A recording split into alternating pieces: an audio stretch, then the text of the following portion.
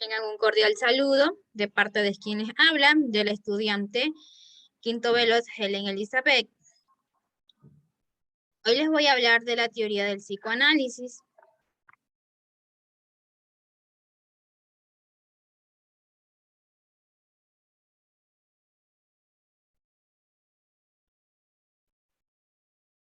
La teoría del psicoanálisis según Sigmund Freud.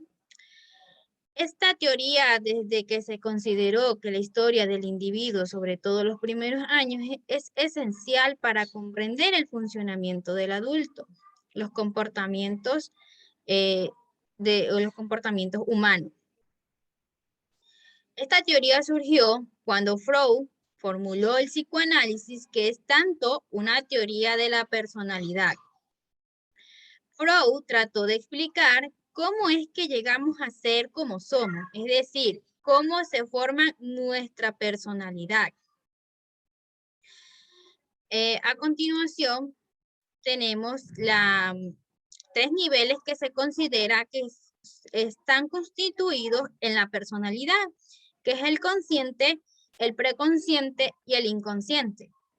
El consciente es la cualidad momentánea que se caracteriza por la perfección interna y externa. Y el preconsciente, los estados reprimidos son aquellos que no se les puede acceder sin una hipnosis.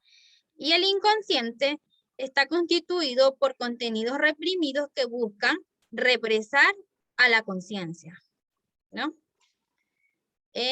A continuación, tenemos tres modelos estructurales de la teoría del psicoanálisis. El ello, el yo y el superyo. El ello se considera como la fuente de motivos y deseos mediante él se satisface. Es el principio del placer, ¿no? Aquí tenemos ejemplos. El yo representa la razón del sentido común. Se rige por el principio de lo que es la realidad. Y el superyo incluye lo que es la conciencia e incorpora sistemas y valores, como nos indica aquí, basados por la sociedad. A continuación tenemos las etapas psicosexual según Sigmund Freud. La etapa oral es la primera etapa del desarrollo freudiano y esta ocurre a los 18 meses, en la que los centros del placer del bebé se encuentran alrededor de la boca, es decir, cuando mastica, cuando chupa algo, para Freud reduce la tensión del bebé. Tenemos la etapa anal. Esto ocurre entre el año y medio y 3 años.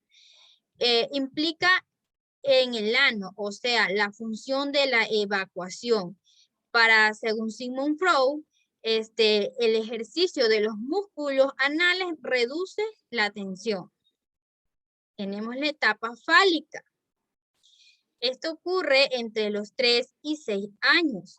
El placer se centra en los genitales a medida que el niño va descubriendo que la manipulación propia es el placer. Y es aquí donde aparece el complejo del Edipo.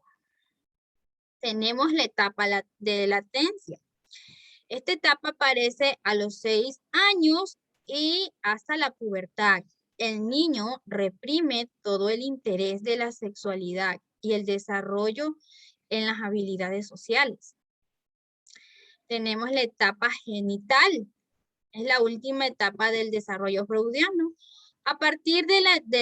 Ocurre a partir de la pubertad. Es la fase del reconocimiento sexual.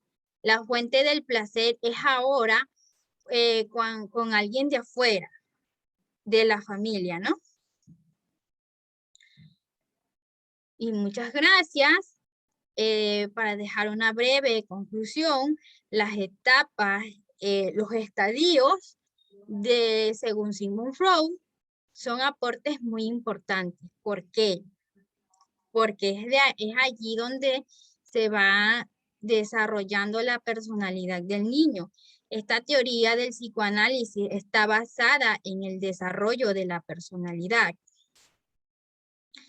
lo que hace que la teoría trata de explicar cómo es que llegamos a ser como somos, es decir, cómo nos vamos formando